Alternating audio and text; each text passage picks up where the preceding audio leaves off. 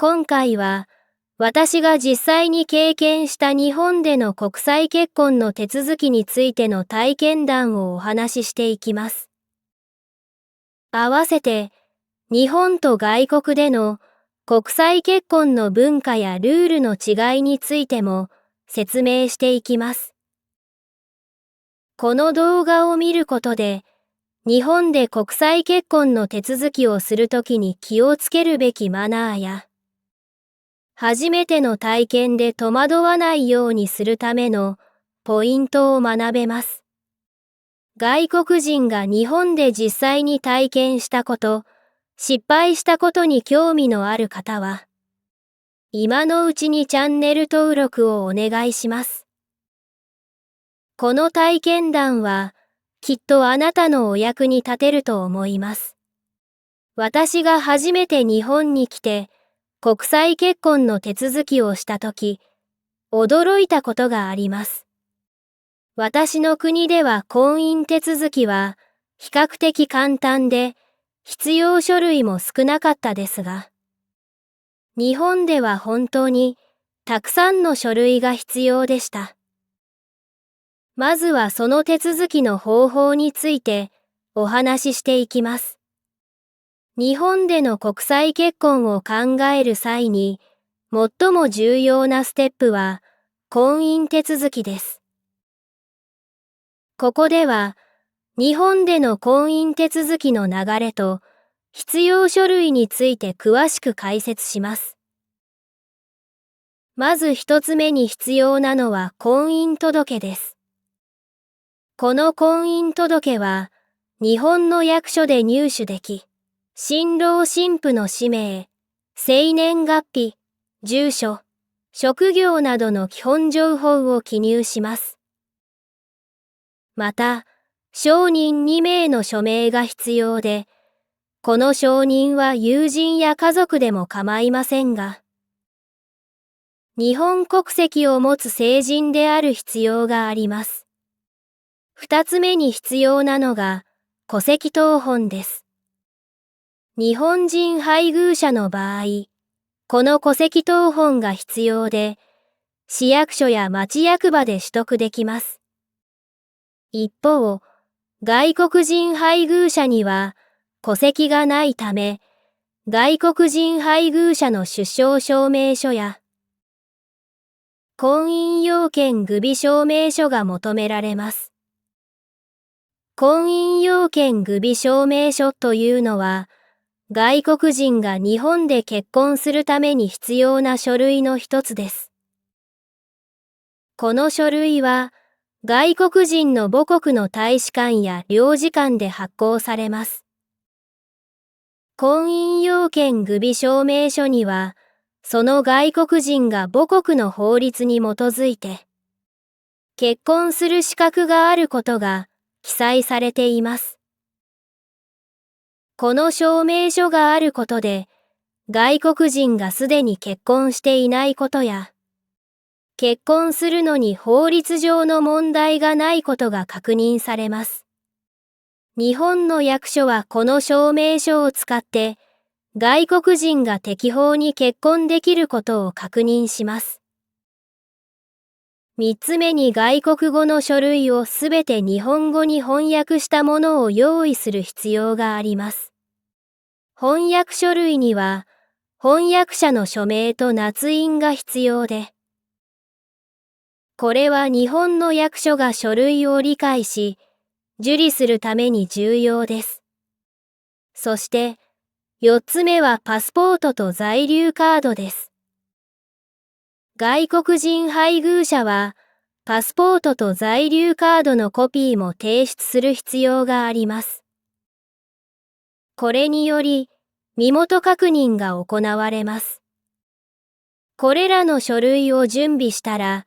市役所や町役場に婚姻届を提出しに行きます。提出後、通常は数日から1週間程度で婚姻が認められます。そして、市役所から発行される婚姻受理証明書を受け取ったら、外国人配偶者の国の大使館や領事館に婚姻の報告を行います。この報告をもって、外国人配偶者の国でも、婚姻が正式に認められます。日本での婚姻手続きは複雑で、多くの書類を準備しなければならないため、初めての方には大変かもしれません。しかし、手続きを一つ一つ確実に進めることで、スムーズに婚姻が成立します。また、市役所や町役場の職員は親切に対応してくれるので、不明点があれば遠慮せずに相談することをお勧めします。私が実際、日本で国際結婚の手続きをした際、これらの書類を揃えるために、自国の大使館に何度も足を運びました。特に婚姻要件具備証明書の取得は大変でした。さらにこれらの書類を集め終えた後の日本語に翻訳するという作業が本当に大変で時間がかかりました。それでも市役所の職員の方々は非常に親切で何度も手続きの流れや必要書類について優しく説明してくれました。そのおかげで私も安心して手続きを進めることができました。さらに日本では配偶者ビザの取得も重要な手続きの一つです。私の母国では結婚後すぐにビザが発行されることが多いのに対し、日本では詳細な審査が行われます。ビザの申請には、日本人配偶者の収入証明や住居証明、結婚の実態を証明するための書類が必要です。これらの書類を準備することも一苦労で、特に初めての方には大変な作業です。日本の法律は非常に細かく規定されており、その厳密さには驚かされることが多いですが、その反面、法的な安定性と公正さが保たれています。これにより、国際結婚をする際には、しっかりとした準備と理解が必要です。しかし、この過程を経ることで、夫婦の絆が深まり、お互いの国の文化や法律を理解する良い機会にもなりました。次にお話しするのが、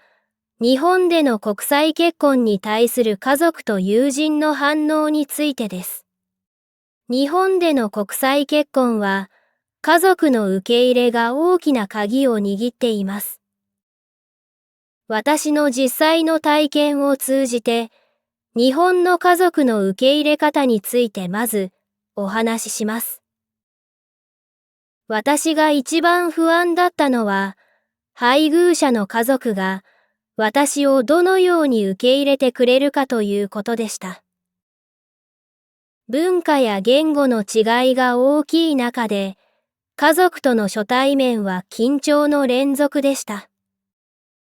最初に感じたのは、日本の家族が非常に礼儀正しく、温かく迎えてくれることです。特に、食事の場での細やかな配慮や、日常会話における丁寧な言葉遣いに驚きました。私の国ではもっとカジュアルな雰囲気が一般的なので、この違いには戸惑うと同時に、感謝の気持ちを抱きました。家族との最初の食事では、お互いの文化や習慣について話す機会がありました。また、日本の家族は家族間の絆を非常に大切にします。私が感じたのは、定期的な家族集会や、祭りや行事に家族全員が参加することが多いということです。これに参加することで、家族の一員として認められた感じがし、非常に心強く感じました。はじめは言語の壁もありましたが、みんながゆっくりと話してくれたり、簡単な日本語でコミュニケーションをとってくれたりしたことで、少しずつ馴染むことができました。さらに、日本の家族は結婚に対して非常に慎重であり、結婚前にはいろいろな話し合いが行われました。私たちの場合も、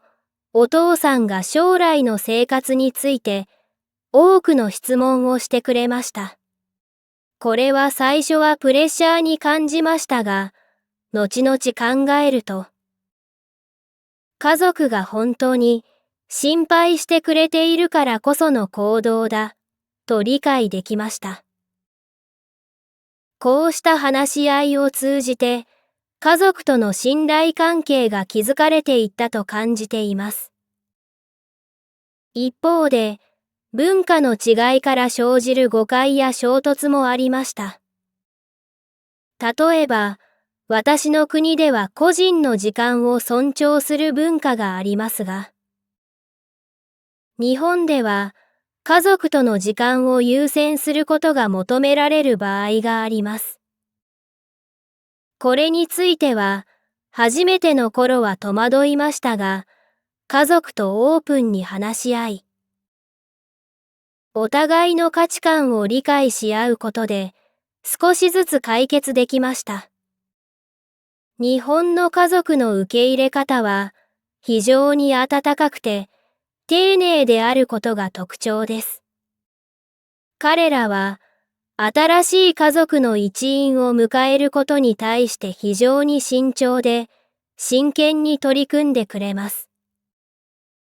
国際結婚は様々な挑戦が伴いますが、家族の理解と協力があれば、その挑戦も乗り越えられるものだと感じています。また、国際結婚をする際、友人との交流も非常に重要になってきます。日本に来てから、友人との交流を通じて、多くのことを学び、支えられてきました。ここでは、私が体験した友人との交流についてお話しします。初めて日本に来たとき、友人を作るのは大きな挑戦でした。言語の壁や文化の違いがある中で、どうやって友達を作ればよいのか不安でした。しかし、日本の人々は非常に親切で、友好的に接してくれることが多いです。特に、配偶者の友人たちが、私を温かく迎えてくれたことが大きな助けとなりました。友人との交流を通じて、日本の文化や習慣について多くのことを学びました。例えば、初めて花見に誘われたとき、桜の美しさに感動しました。日本では春に花見をする習慣があり、友人たちと一緒に桜の下で食事を楽しむことで季節の変化を感じることができました。このような体験を通じて日本の文化に対する理解がより深まりました。また、友人との交流は日常生活においても大いに役立ちます。例えば、日々の買い物や料理のレシピ、おすすめの観光地など、友人たちから本当にたくさんの情報を得ることができました。特に、日本の食材や料理については、友人たちのアドバイスが非常に参考になりました。料理を通じて、友人たちとの絆が深まり、私も日本の家庭料理を楽しむことができるようになりました。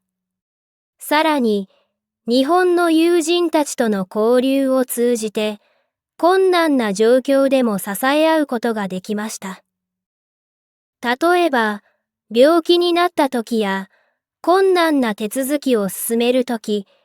友人たちは常に親切に助けてくれました。このような支えがあることで、異国での生活も安心して過ごすことができました。国際結婚を通じて、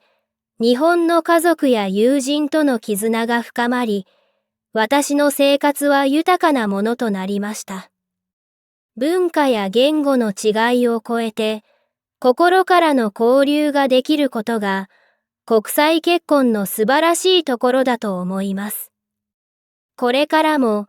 日本の友人たちとの絆を大切にしながら、新しい経験を積み重ねていきたいと思います。次にお話しするのが、言語の壁とその克服法についてです。日本での国際結婚をする際、言語の壁は避けられない課題の一つです。特に日本語は、その独特の文法や文字体系から、初心者にとっては非常に難しい言語と感じることが多いです。ここでは、私自身の経験をもとに、日本語学習の始め方について詳しく説明します。私が最初に日本に来たとき、日本語の知識はほとんどゼロでした。挨拶や簡単なフレーズは知っていましたが、日常会話や書類の読み書きは全くできませんでした。この状況を改善するために、まず日本語学校に通うことを決意しました。日本語学校では、基礎からしっかりと教えてもらえるので、初心者には非常におすすめです。日本語学校では、まずひらがなとカタカナを学びました。これらの文字は日本語の基本であり、日常生活でも頻繁に使われます。ひらがなとカタカナを覚えることで、看板やメニューなどの簡単な日本語が読めるようになり、生活が一気に便利になりました。次に、漢字の学習に取り組みました。漢字は非常に複雑で、覚えるのに時間がかかりますが、日本語の読み書きには欠かせない要素です。漢字の学習は、一度に多くを覚えようとせず、少しずつ積み重ねることが大切です。私は、毎日5つの新しい漢字を覚えることを目標にし、ノートに書き取りを繰り返しました。これを続けることで、少しずつ漢字が身についてきました。日本語学習の一環として、日本語の書籍や漫画を読むことも効果的です。興味のあるジャンルの本や漫画を選ぶことで、楽しみながら日本語を学ぶことができます。私自身も、日本の漫画を読むことで、多くの新しい単語や表現を学びました。漫画は絵がついているため、文脈から意味を推測しやすく、理解が深まります。ちなみに私がおすすめする漫画は、ワンピースとちいかわです。私は、この2つの漫画で漢字の読み方を学習したと言っても過言ではありません。面白くて読みやすいので、ぜひ気になった方は検索してみてください。結婚後も快適な暮らしを送るためには、言語の壁を乗り越えることが重要ですが、それだけでなく、文化の違いを理解し、受け入れることも大切です。例えば、日本では礼儀やマナーが非常に重視されます。私も初めは戸惑いましたが、配偶者や友人たちの助けを借りて、徐々に日本の文化に馴染んでいきました。これにより、日常生活でのストレスが減り、より快適な生活を送ることができるようになりました。言語の壁を克服するためには、継続的な学習と努力が欠かせません。毎日の積み重ねが大切であり、短時間でも構わないので、日本語に触れる習慣をつけることが大切です。私も毎日少しずつ日本語を学ぶことで、徐々に自信を持って話せるようになりました。言語の壁は大きな挑戦ですが、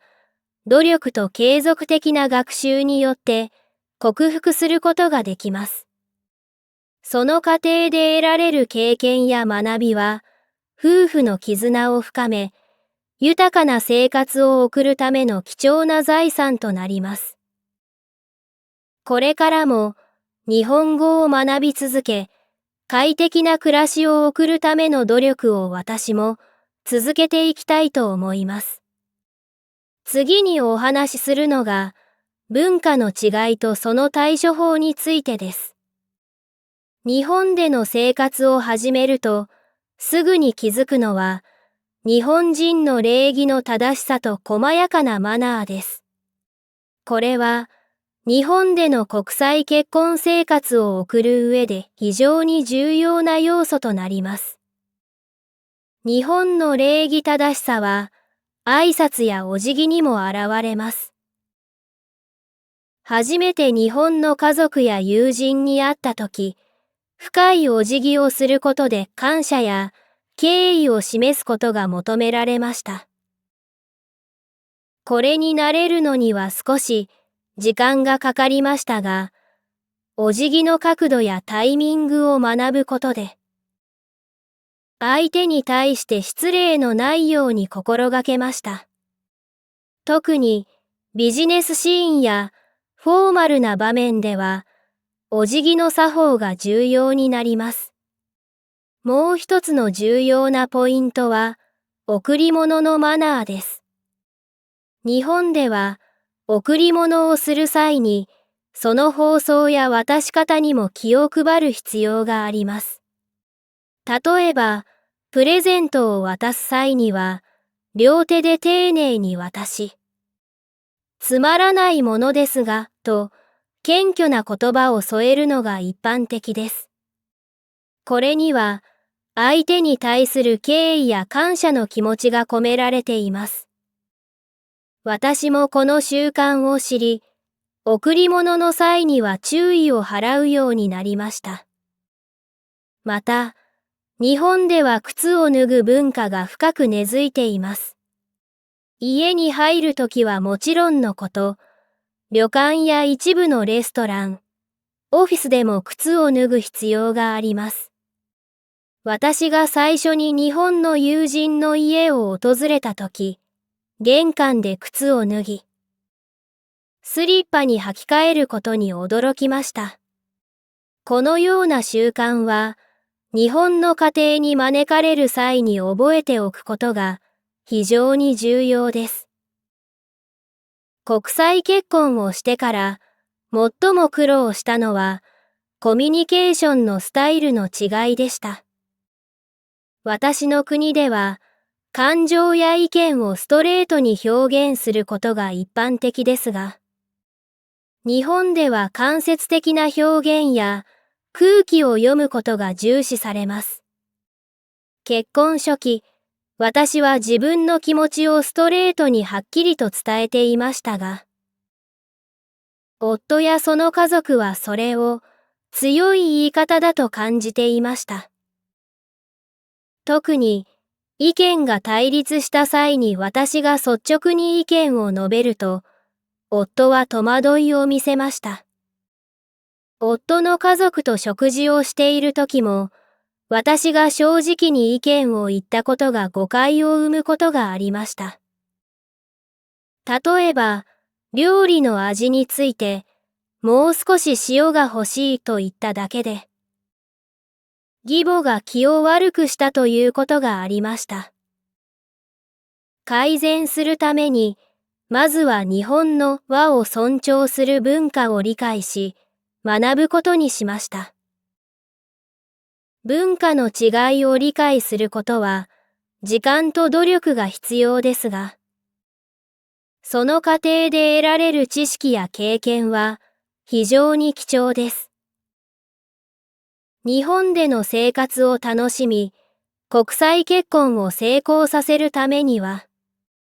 これらの方法を取り入れながら、積極的に学んでいくことが大切です。また、オープンマインドでいることも大切です。文化の違いに対して柔軟な姿勢を持ち、先入観を持たずに受け入れることが重要です。私も最初は日本の文化や習慣に戸惑うことが多かったですが、次第にその良さを理解し、楽しむことができるようになりました。異なる文化を尊重し、学ぶことで、国際結婚のパートナーシップもより強固なものになります。次にお話しするのが、日本での婚約と結婚式の習慣についてです。日本での婚約と結婚式の準備は、私の母国とは大きく異なっていました。まず、日本では婚約が正式に決まると、結納という儀式が行われることが一般的です。結納は、両家が正式に婚約を承認するための儀式で、結婚に対する決意を示すものです。私たちも結納を行いましたが、その準備には意外にも驚くほど多くの手順がありました。結納の準備として、まず結納品の準備が必要です。結納品とは、新郎新婦が交換する贈り物のことです。一般的には、酒、米、昆布、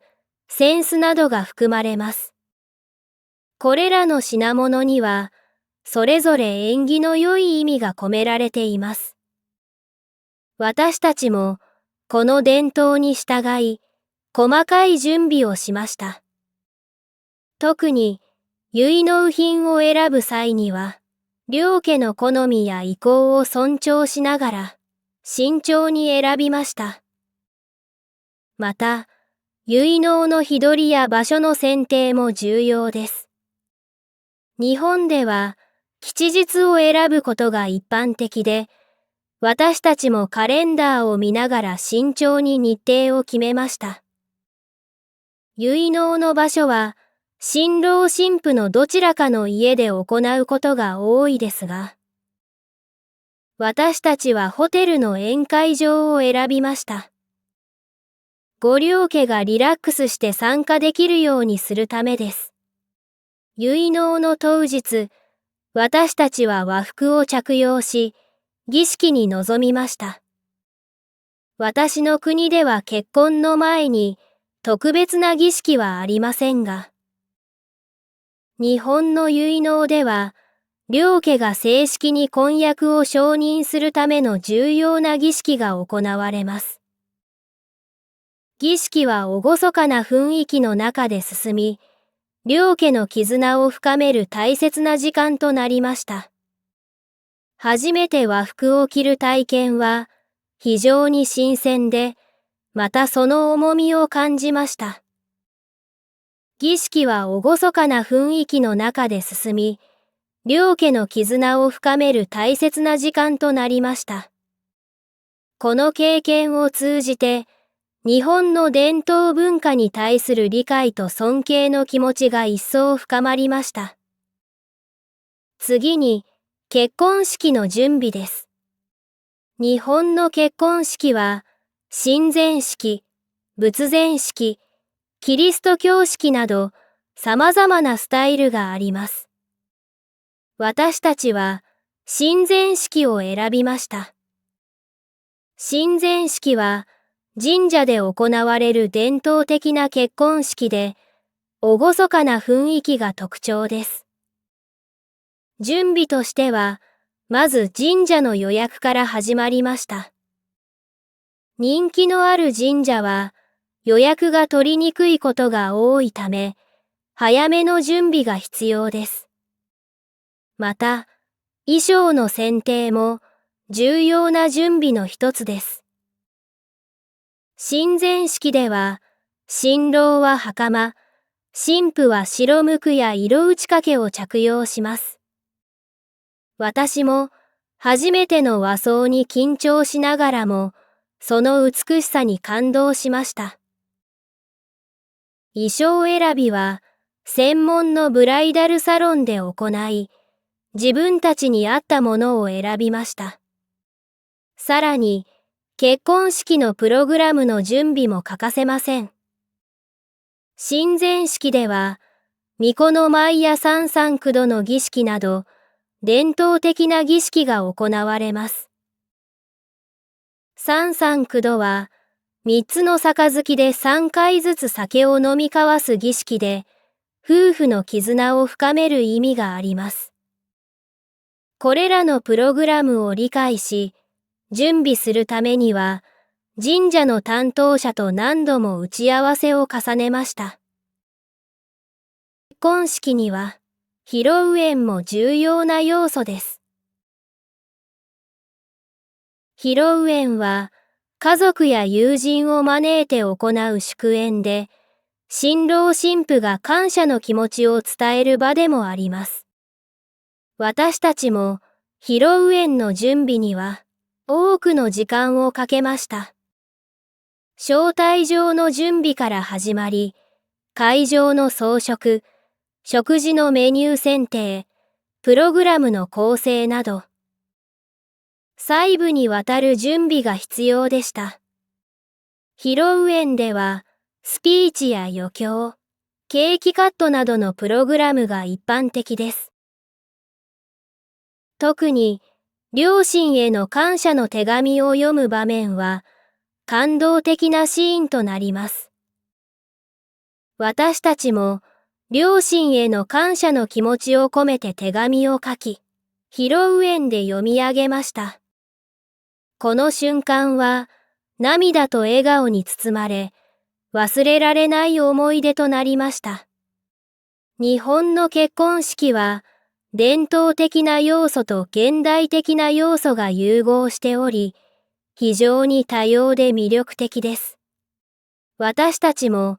この文化の中で結婚式を挙げることで、日本の伝統を尊重しながら、自分たちらしい式を作り上げることができました。これから結婚を考えている方々にも、日本の結婚式の素晴らしさをぜひ体験してほしいと思います。次にお話しするのが、日本での住居探しと環境についてです。日本での住居探しは、私の母国とは大きく異なり、多くの驚きと学びがありました。まずは日本の住居の特徴についてお話ししていきます。日本の住居は、特に都市部では、非常にコンパクトで効率的に設計されています。一般的なアパートやマンションは、部屋数が少なく、スペースが限られていますが、その分、収納スペースが充実していることが多いです。私も、日本に彼と同居するために、お部屋探しを初めてした時には、日本の間取りに驚かされました。また、ご存知の方も多いかと思いますが、日本の住居には、玄関で靴を脱ぐ習慣があります。玄関には靴箱があり、靴をきちんと収納することが求められます。私の国では、室内でも靴を履いたまま過ごすことが多いので、この習慣には最初は戸惑いましたが、慣れるとこっちの方が非常に清潔感があり、快適だと感じるようになりました。次に、住居探しのプロセスについてです。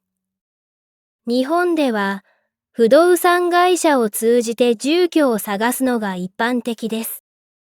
私たちもまず、不動産会社に相談に行きました。不動産会社では、希望する地域や予算、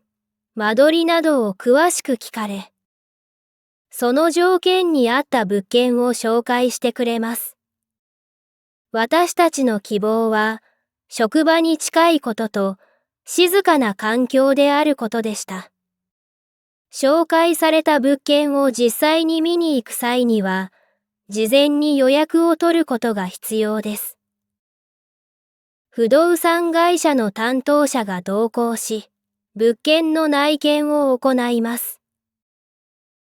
内見では、部屋の広さや設備、日当たり、周囲の環境などをしっかり確認しました。特に、日本の住居は防音性能が高くない場合が多いので、隣接する部屋の音の聞こえ具合も注意して確認しました。また、賃貸契約を結ぶ際には、敷金、礼金、仲介手数料など、初期費用が多くかかることにも驚きました。私の国では、初期費用は比較的少ないため、この点も注意が必要です。契約書は日本語で書かれているため、不明点があれば必ず確認し、納得した上で契約を進めることが重要です。不動産会社の担当者も丁寧に説明してくれたので、安心して契約を結ぶことができました。さらに、日本の住居には独特の設備やシステムがあります。例えば、浴室とトイレが別々になっている物件が多く、洗浄便座が普及しています。初めて日本のトイレを使った時には、その機能の多さに驚きました。また、浴室には浴槽があり、毎日湯船に浸かる習慣があります。これは非常にリラックスできる習慣で、私もすぐに気に入りました。新しい住居に引っ越した後は、その住環境に適応することも重要です。日本の住環境に適応するための方法について、私自身の体験を交えてお話しします。まず、地域のコミュニティに参加することが大切です。日本では、町内会や自治会が活発に活動しており、地域のイベントや清掃活動などが行われています。私も引っ越してすぐに町内会に参加し、近所の方々と交流を深めました。これにより、地域の情報を得ることができ、安心して生活することができました。私は初めて日本に来たとき、このゴミ分別のルールに戸惑いましたが、地域のルールをしっかり学び、ゴミ出しのスケジュールを守ることで、スムーズに対応できるようになりました。さらに、公共交通機関の利用方法にも慣れる必要があります。日本の電車やバスは非常に便利で、時間通りに運行されていますが、初めて利用する際には、切符の買い方や路線の乗り換えなどが難しく感じました。スマートフォンのアプリを活用することで、目的地までのルートを簡単に調べることができるので、これも大いに役立ちました。ちなみに私が使っていたアプリは、Yahoo! 乗り換え案内です。ぜひ、日本へ来られる前にダウンロードしておいてください。また、日本の住居は防災対策がしっかりしています。地震が頻発する地域では、非常用の持ち出し袋や家具の固定などが推奨されています。私たちも住む地域の防災対策を学び、非常時に備えることで、安心して生活することができました。住環境に適応するためには、夫婦で地元の習慣やルールを尊重し、積極的に地域の方とコミュニケーションをとることが、結婚生活において大切です。次にお話しするのが、日本での子育てと教育の違いについてです。日本で子育てをする際、まず驚かされるのは、その整った環境とシステムです。特に、保育園や幼稚園、小学校などの教育施設が充実しており、子どもたちが安全かつ健やかに育つためのサポートがしっかりしています。私たち夫婦が日本で子育てを始めたとき、まず感じたのはその安心感でした。日本の保育園や幼稚園では、教育カリキュラムがしっかりと組まれており、子どもたちは遊びを通じて多くのことを学びます。例えば、季節ごとの行事や社会性を育むためのグループ活動が盛んです。私たちの子供も毎日楽しそうに登園し、新しい友達と一緒に様々な活動を楽しんでいます。また、保育士や幼稚園の先生たちは非常に親切で、子供一人一人の成長を丁寧に見守ってくれます。小学校に進むと、日本の教育システムの特色がさらに明確になります。日本の小学校では、学力の向上だけでなく、道徳教育や生活指導にも力を入れています。例えば、給食の時間には食べ物の大切さを学び、掃除の時間には、自分たちで校舎を清潔に保つ習慣を身につけます。これらの教育は、子どもたちが責任感を持ち、協力して生活する力を養うために重要です。私の母国では、掃除は専門のスタッフが行うことが多く、子どもたちが自ら掃除をする習慣はありません。この違いには最初驚きましたが、子どもたちが自立し、協力して、取り組む姿勢を学ぶ良い機会だと感じました。また、日本の学校では地域社会全体で子育てを支える文化があります。近所の人々が見守ってくれる安心感や、地域のイベントでの交流など、コミュニティ全体が子どもたちの成長をサポートしています。私たちも地域の祭りや運動会などに参加することで、多くの人々と交流し、子どもたちが地域に根ざした生活を送ることができています。私の母国では、地域全体で子育てを支えるといった文化はあまり見られず、家庭や学校だけが主な育児の場となっています。外国人親として、日本で子育てをする際には様々な挑戦と発見があります。まず、言語の壁が大きな課題となります。私たち夫婦も日本語が母国語ではないため、子供の学校からの連絡や、先生とのコミュニケーションに苦労することがありました。しかし、学校や地域のサポートが非常に手厚く、必要な情報を丁寧に教えてもらえるので、少しずつですが、慣れていくことができました。特に印象的だったのは、地域の保護者たちが私たちを温かく迎えてくれたことです。親同士のネットワークが非常に強く、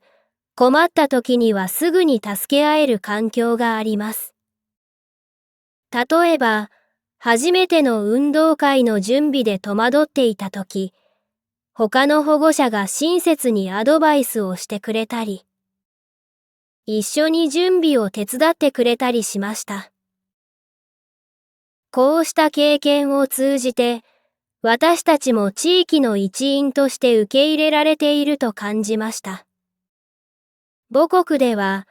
親同士のネットワークはそれほど強くなく、個々の家族が自分たちで問題を解決することが多いです。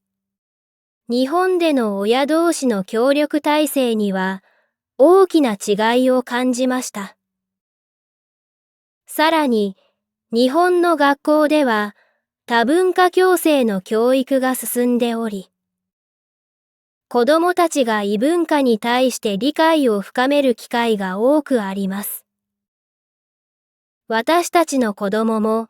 クラスメートと一緒に異文化について学び、自分の文化を紹介する機会を通じて、自分自身のアイデンティティを確立することができました。このような経験は、将来にわたって大きな財産となるでしょう。母国では、異文化共生の教育はあまり重視されておらず、子どもたちが他の文化に触れる機会は限られています。日本での多文化共生の教育方針は、子どもたちの成長に非常に良い影響を与えていると感じました。子育てはどの国でも挑戦が伴いますが、日本での子育てはそのシステムと地域社会のサポートにより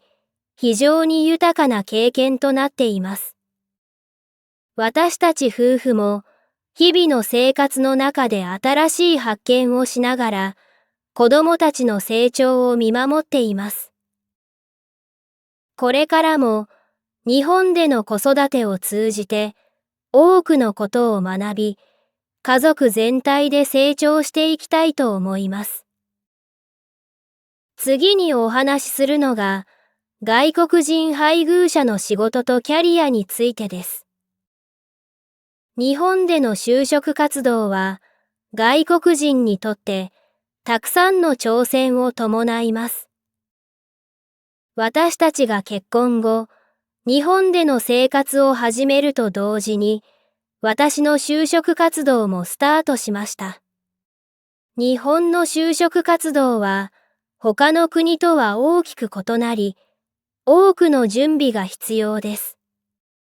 ここではその具体的な方法について説明します。まず、日本語能力は非常に重要です。多くの企業は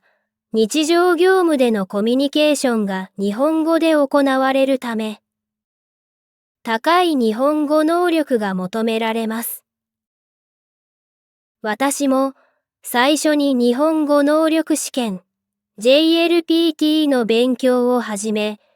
N2 レベルを取得しました。この資格は多くの企業で採用基準として認められているため、持っていると有利です。次に、履歴書の準備です。日本の履歴書は非常に形式的で、手書きが求められることが多いです。写真も必要で、身だしなみにも注意が必要です。さらに、企業への応募方法も独特です。日本では、求人情報サイトや人材紹介会社を通じて応募することが一般的です。私もまずは大手の求人情報サイトに登録し、自分のプロフィールを充実させました。次に人材紹介会社にも登録し、キャリアカウンセリングを受けました。これにより、自分のスキルや経験に合った企業を紹介してもらうことができました。そして、面接も大きな挑戦です。日本の企業面接では、自己 PR や志望動機をしっかりと準備することが求められます。特に、自己 PR では自分の強みや過去の経験を具体的に話すことが重要です。私は面接対策として模擬面接を何度も行い、日本語でのスムーズな受け答えを練習しました。また、面接の際の礼儀やマナーも重視されるため、その点も注意しました。最初は覚えることがたくさんで、頭がいっぱいになってしまうと思いますが、日本の方は親切な方が多いので、優しく教えてくれることでしょう。日本でのキャリア形成には、いくつかの重要なポイントがあります。まず、職場でのコミュニケーション能力が非常に重要です。日本の職場では、チームワークが重視されるため、円滑なコミュニケーションが求められます。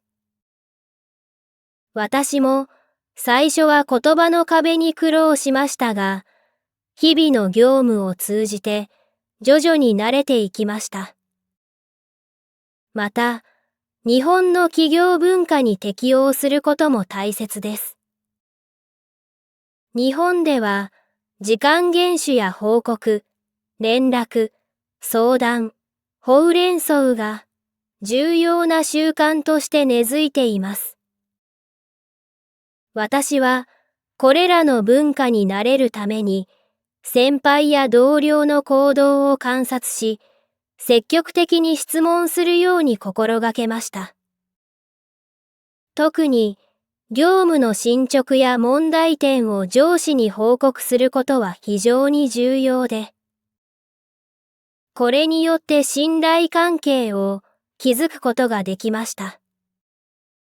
さらに、キャリアアップのためには、継続的な学びが必要です。私は、仕事をしながらも、自己啓発のための勉強を続けています。例えば、専門的な資格を取得するための講座に参加したり、業界の最新情報をキャッチするためのセミナーに出席したりしています。これにより、自分のスキルを常に向上させることができます。外国人としてのキャリア形成には、多くの挑戦が伴いますが、その分、成長の機会も多くあります。私も、日本での仕事を通じて、多くのことを学び、成長することができました。特に、日本の職場文化やビジネスマナーを身につけることで、自分のキャリアをさらに広げることができました。結婚後、日本で生活しながら仕事をすることは、文化の違いや言語の壁など、多くの挑戦が伴います。しかし、その過程で得られる経験や学びは非常に貴重であり、自分自身の成長につながります。これから日本で仕事を始める外国人の皆さんにも、ぜひこの経験を参考にして、素晴らしいキャリアを築いていただきたいと思います。次にお話しするのが、日本での家事分担と家庭内の役割についてです。日本での結婚生活では、家事分担が重要な課題となります。特に、日本では伝統的に女性が家事を担当するという考え方が根強く残っていますが、最近では共働き夫婦も増え、家事分担の見直しが進んでいます。私たち夫婦も、この点で多くの話し合いを重ねました。私の母国では、男女が平等に家事を分担するのが一般的です。夫婦が共に働き、家事も平等に分担することが普通なので、私は日本でも同じようにしたいと考えていました。しかし、日本ではまだまだ女性が家庭を守るという考えが強く、特に夫の家族や周囲からの期待がありました。私は最初、それがストレスで、自分も平等に働きに行って、平等に家事をこなしたいと言いました。私たちは、まずお互いの家事に対する考え方を共有し、役割分担について具体的に話し合いました。例えば、料理や掃除、洗濯などの日常的な家事をどのように分担するかを決めました。夫は平日は仕事が忙しいため、主に週末に家事を手伝ってくれることになりました。一方、私は平日に家事をこなし、週末は夫と一緒に家事をすることでバランスを取ることができました。家事分担については、柔軟性を持つことが重要です。お互いの仕事のスケジュールや体調に応じて家事の担当を変更することもあります。例えば、夫が出張で不在の時には私がすべての家事を担当し、逆に私が忙しい時には、夫が積極的に家事を手伝ってくれるようになりました。私たち夫婦も、はじめは異なる文化背景から来る役割の違いに戸惑うことが多くありましたが、お互いの文化を尊重し合うことで解決しました。日本の家庭ではお祝い事や行事が多く、それぞれに特有の役割や意味があります。例えば、お正月にはおせち料理を準備したり、年末の大掃除を行ったりする習慣があります。これらの行事に初めて参加した時には、どのように手伝えばよいのかわからず戸惑いましたが、夫やその家族が丁寧に教えてくれたため、次第に慣れていくことができました。さらに、子育てにおいても文化の違いが影響します。私たちは母国の教育方針と日本の教育方針の違いを理解し、どちらの良い点を取り入れるかを話し合いました。例えば、母国では自主性を重んじる教育が一般的ですが、日本では協調性や礼儀を重んじる教育が主流です。これらをバランスよく取り入れることで、子どもたちが多角的な視点を持つように育てています。外国人として、日本で家庭内の役割を果たすには、文化の違いを理解し、お互いの価値観を尊重することが大切です。私たち夫婦も、日々の生活の中でお互いに学び合い、協力し合うことで充実した家庭生活を築いています。これからも、お互いの文化を尊重しながら、家族として成長していきたいと思います。最後にお話しするのが、日本での医療と健康保険についてです。日本の医療システムは、世界でも高い評価を受けており、充実した医療サービスが提供されています。まず、日本の医療システムは、国民皆保険制度に基づいています。この制度により、すべての日本国民及び外国人居住者が、医療保険に加入することが義務付けられています。医療保険には、会社員が加入する社会保険と、自営業者や無職の人が加入する国民健康保険があります。これにより、誰もが必要な医療を受けることができる環境が整っています。次に、医療施設の充実です。日本には多くの病院や診療所があり、地域ごとに広く分布しています。総合病院から専門クリニックまで様々な医療施設があるため、病気や怪我に応じた適切な医療を受けることができます。私たちも日本に来てからすぐに近くのクリニックを見つけ、日常的な健康管理を行っています。通いやすい病院があると、風邪をひいてしまった時や、急に体調が悪くなった時に、すぐに駆けつけることができるので、安心できます。また、日本の医療は高度な技術と設備を誇っています。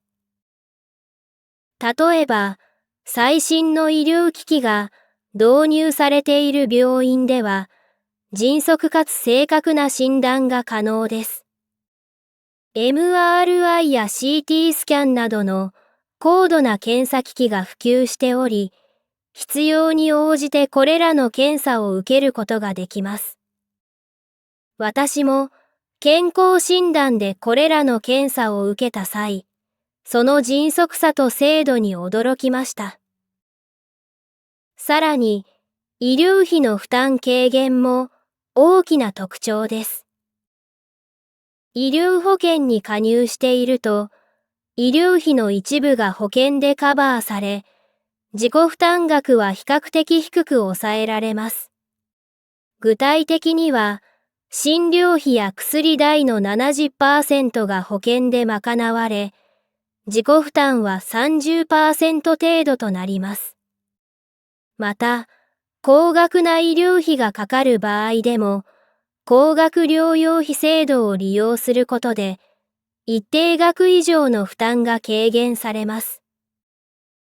これに対し、私の母国では医療費の負担が非常に大きいです。基本的な健康保険制度が整っておらず、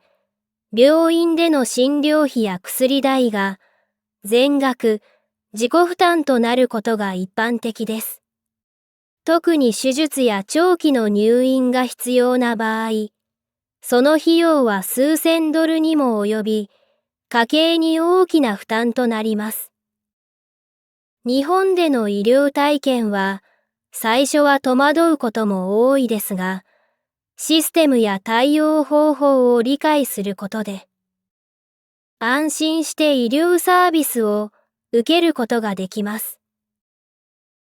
私たちも日常的な健康管理から緊急時の対応まで様々な医療サービスを利用しながら日本での生活を安心して過ごすことができています。これから日本で医療を受ける外国人の皆さんにもぜひこの情報を参考にしてもらい、安心して医療サービスを利用していただきたいと思います。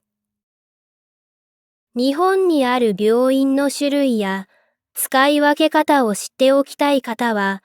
別の動画もご視聴ください。どうでしたか？学びになったパートはいくつありましたか？このチャンネルでは外国人が日本を経験して感じたことや学んだことを語っていきます。動画のテーマにしてほしいことがあれば、コメント欄に書き込んでもらえると嬉しいです。これからも外国人が日本で感じた体験談を語っていきますので、高評価とチャンネル登録も忘れずにお願いします。最後までご視聴いただきありがとうございました。